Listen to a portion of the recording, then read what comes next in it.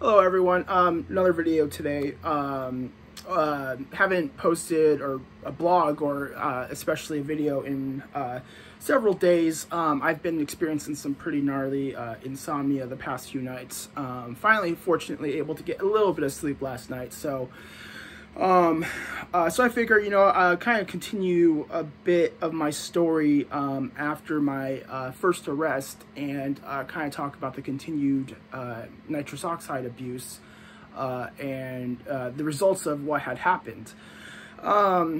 So yeah, and then also I kind of wrote down a little bit of notes or a bit of a guideline, so hopefully I can kind of have more detail without being so rambly, even though I'm kind of rambling right now. So I believe in the last video I had talked about the onset of a manic psychotic state that I had developed from the nitrous oxide that was hitting me pretty hard in December. And just to recap, I had lost my, well, didn't quite lose my job, but in time I did. I was put on a leave of absence from my job on December 18th. And then a week later, I was arrested on Christmas Day for resistant arrest, reckless driving, and malicious mischief 3. So yeah, I think I also said in the previous video, so they didn't hold me overnight. They did book me, and I forgot to mention too, they took me to the hospital at first after the incident to get me medically cleared. I eventually was, and then they took me to the police station to book me, but they didn't hold me overnight. So I did have court the next day at 8 a.m. on December 26th, and this is 2019. And, court went okay. I had to Uber it there because they had impounded my car, which is understandable. I'm very fortunate that they did not, at the time, give me any charges for driving under the influence. I wasn't actively under the influence, but I'm sure, they could have found reason to do so. So, but court went okay. I had tried to see if I could do some sort of deferment or diversion. Unfortunately, they were not open to it, so I was facing a total of 25 days in jail. Eventually I was able to get into the mental health court, which unfortunately I did not successfully complete because of multiple relapses in the course of being in there. But I'll get to that another day. But so unfortunately, I never really truly, I feel like I never really truly hit a rock bottom at all during my addiction and substance abuse.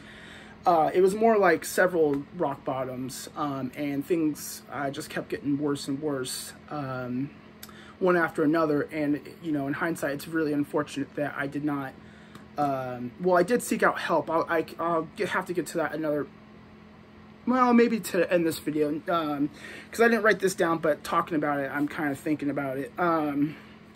But yeah, so, there wasn't one incident where, I had been like, okay, I need to stop, being put on leave of absence, nope.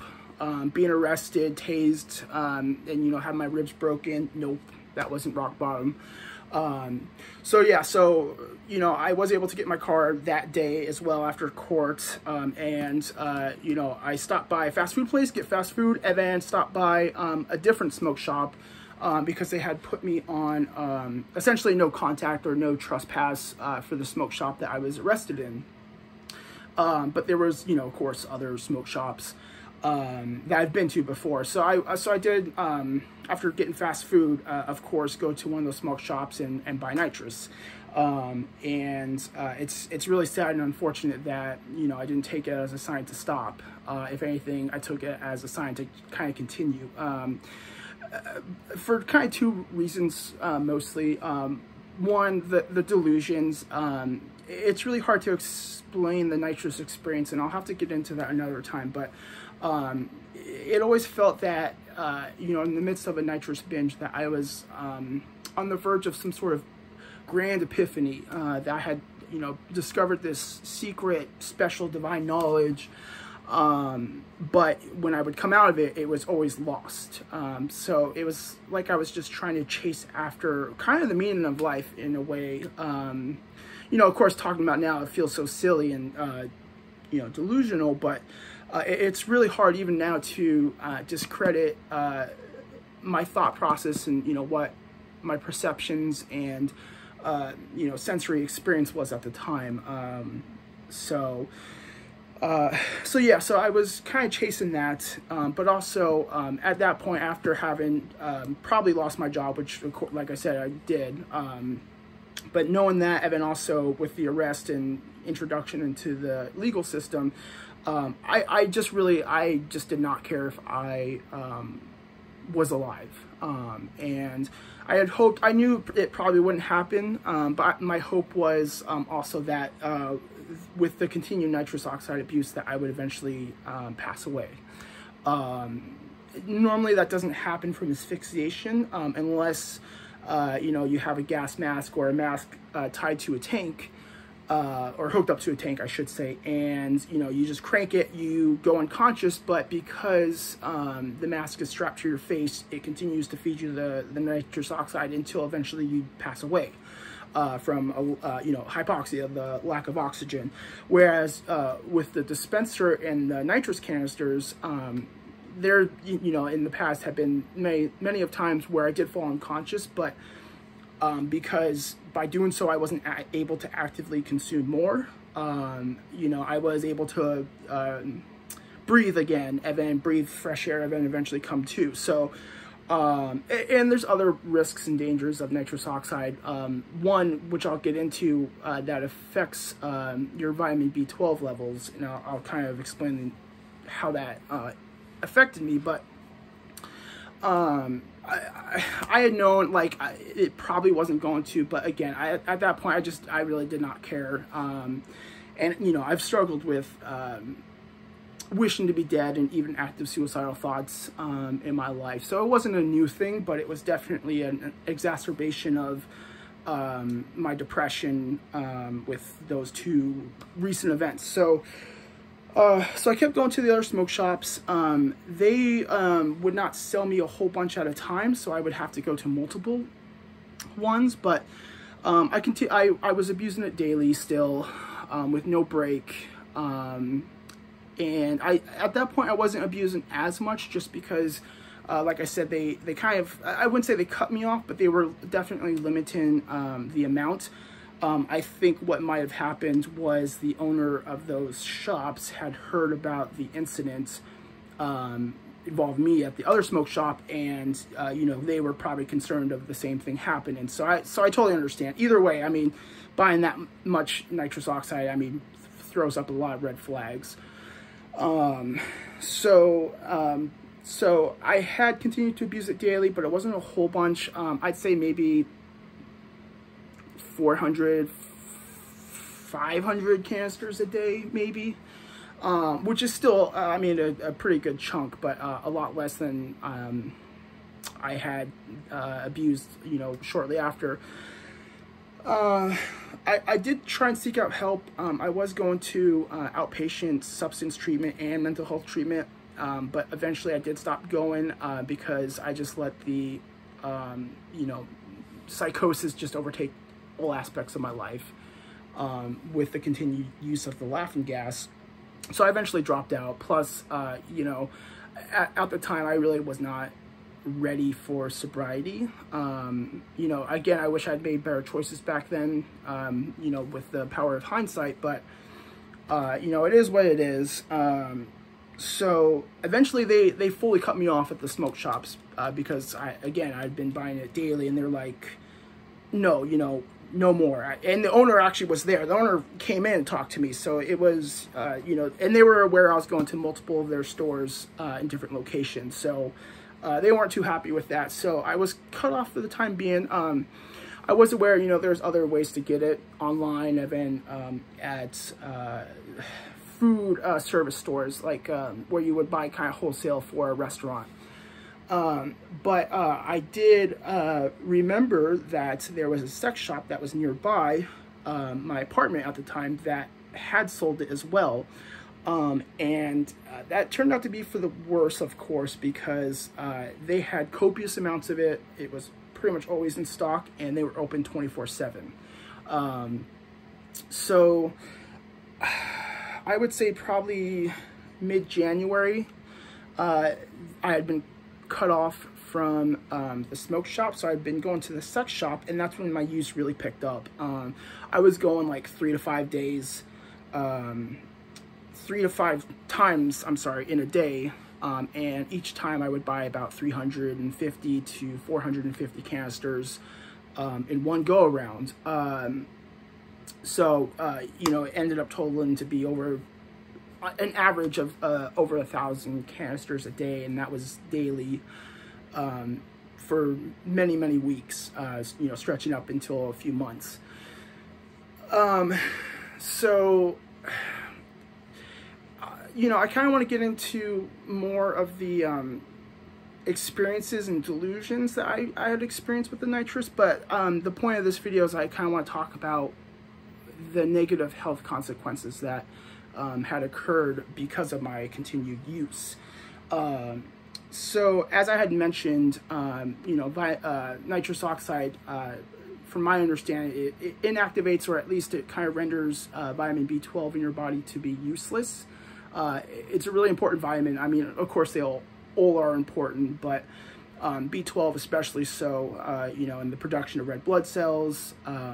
You know, it's the main thing is that it is important for the maintenance, not necessarily directly, but, you know, as part of a metabolic reaction, important for the maintenance of nerve fibers, the axons.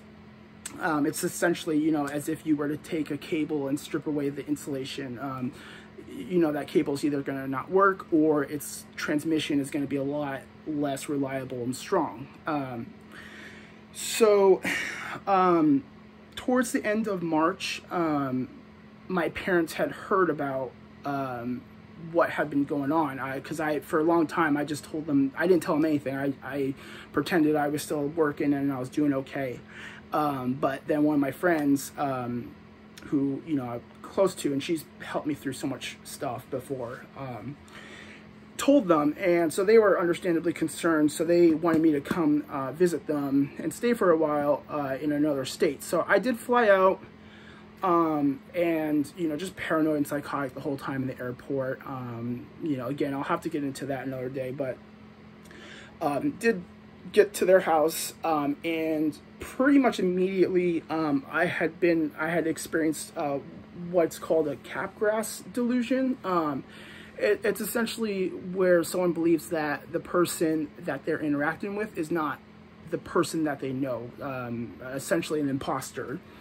And what I had thought was that my parents were, you know, some sort of demons, or at least someone that was not my parents, and they, you know, had malicious intentions, whether that was to kidnap me and, like, you know, again, the common theme was to take away the knowledge I had or power I had, or some very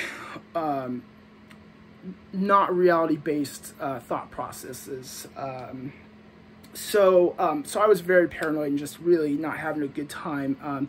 So I had asked them to fly me out the following morning, which they, you know, objected to, but they did anyways, because my parents are super awesome.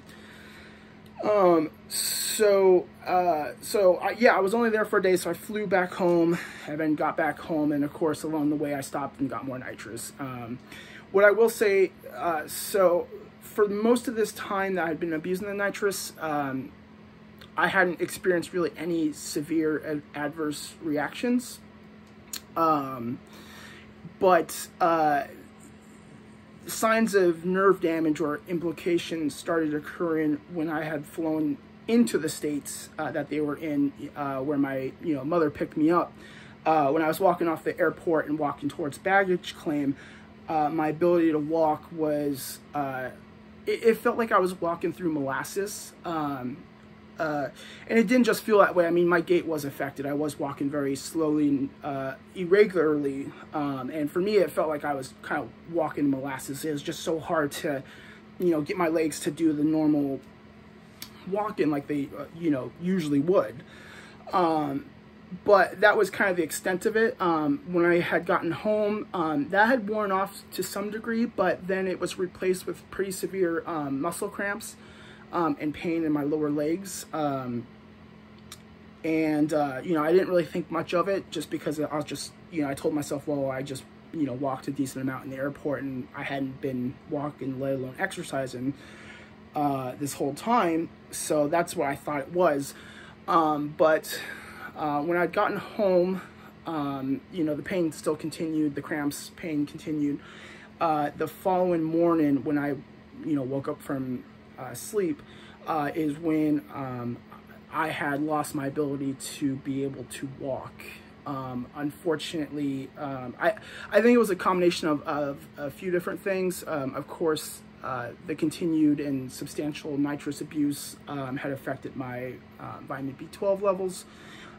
But then the walk-in, and at the time, I think I had, a few scrambled eggs at their place, but other than that, I had not eaten at all in that time period. So I think kind of that and the walk-in was the last straw for my nervous system. So when I woke up, I unfortunately, I couldn't walk. I was able to, what I could do was kind of, crawl up or hang on to, like let's say a chair, my computer chair. Like if I kind of stabilized myself, I could hold myself up. But if I let go of that chair, then I would tip over. My ability to balance even was affected. So not only could I not walk, I couldn't balance without holding on to something. So that kind of rendered me to crawling around my apartment just to get to the bathroom and, get to the kitchen for food. What had also happened too was I was experiencing numbness and pain, not just in my legs, but also in my arms. For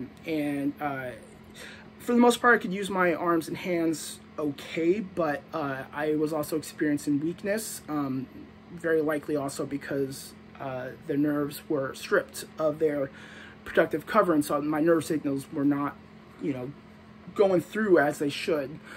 So I couldn't even open up a bag of chips. I just did not have the strength to do that. And that, for me, wasn't even rock bottom. I wasn't able, of course, to go drive to the store to buy more, but I had discovered a way to use a delivery app to bring nitrous from one of those food service stores that I talked about earlier. And so I didn't abuse nearly as much because it had also been much more expensive to have it delivered, and I had pretty much run through most of my funds at that time. But I still continued to abuse it, and of course my ability to walk and stand, balance, and even my upper extremities, I continued to experience that for several weeks. And my friend was concerned, so she really urged me to go to the emergency department. I was really resistant because I knew at that point there was really nothing that they could have done. Usually with that sort of nerve damage, that's irreversible. And even if it is, it's not something, that could be treated in just one or 2 day stay at the emergency department. But I did eventually go in just because it's, not like I was doing anything else. And she was able to drive me, fortunately. So they did test my B12 levels. Those were surprisingly normal, but so they did another test. It involves another substrate in your body, or chemical in your body, methylmalonic acid. It's involved in the metabolism. That was extremely high. That was about 10 times higher than the upper reference range of the test. So definitely some physical or laboratory testing evidence of something really not right. But like I said, had assumed, there was not much they could do other than tell me to stop doing it. They ran a liter of normal saline, which pointless, you know, but of course they were doing what they could. And I was eventually discharged that day. And of course I continued to abuse nitrous, until for, I don't know, I'd say a few more weeks. My parents did send me a bit of money to pay for rent. And sadly, I used that money to buy more nitrous. I didn't pay for rent. And so this is around, I think when I went into the emergency department, it was May, late April or early May of 2020. So this is also when the COVID stuff had been happening, but of course I was in my own world. I had no clue. So eventually, after stopping, because of being broke, I did slowly get better. My gait and balance was still pretty affected, but over time I was able to get a little bit stronger. Fortunately, my upper extremities recovered pretty quickly in full. I mean, I still experienced some numbness and tingling to this day, but for the most part, the functionality was restored. And so once I was able to start kind of walking, I was able to go back to driving, and I was going back to the stores. The sex shop I was going to, they closed because of COVID. So you would think that would be that would be it. But no, unfortunately not. I did drive to another state to go to a different sex shop where they were open, and they were also open 24/7. So that continued for a while. Fortunately, though, it wasn't as much as I had been abusing, so I didn't regress in that bit of progress I'd made in my walking and gait, but, you know, of course it wasn't helping. But yeah, that kind of end there. So that was May of 2020. A month later, I did end up getting a DUI at the end of June 2020. I'll discuss that in another video. I'll also discuss kind of how I healed. I mean, it wasn't an active thing as much. I wouldn't say I refused, but I did not take the suggestion of the emergency department doctor to get a CT scan done of my spinal column, and also to go to physical therapy. So fortunately, I'm extremely fortunate to not be dead. Extremely fortunate to not be significantly cognitively impaired. And I'm very, very, very, very fortunate. I not even fortunate, I'd say blessed. I mean, it really is. I'm you know, thank God every day that I was able to return to, I'd say I'm probably like 99% functional. If I walk or stand for long periods of time, I'll get a little wobbly on my feet, but for the most part, I mean, I could walk miles now, and you know, back then that wasn't even a thought in my mind that I would ever be able to do that. So I'm very fortunate to not have had that hold me down. So yeah, so I'm gonna end that here. Just kind of wanted to talk about that. It was kind of on my mind. I was responding to a comment on one of my other videos, and it still blows my mind to this day. So that's kind of gonna be it for now. I might hopefully continue to sleep and, you know, exercise or do something and stay in this kind of well, I shouldn't say energized, but at least motivated state, and put out some more videos, because it is nice talking about this. I mean, I've talked about this in my substance IOP and mental health and other treatment, but it's still nice to kind of talk about it on these type of days where it's hard to not think back and be like, what the hell was I doing? You know, how did it go so wrong? And, you know, not be mad at myself for throwing away so much, taking so much for granted, and losing so much. I'm very fortunate to be where I am, though, don't get me wrong. So yeah, so thank you for listening. I know this is quite a long video. It's almost 25 minutes, but like I said, I mean, a lot to get off my chest and off my mind. So I appreciate it. I hope you guys, everyone is having a great day, you know, and yeah, my goal will be to put out another video in the next few days, and kind of fill in some more details, and maybe talk a little bit more about past June of 2020. So thanks guys, have a great day.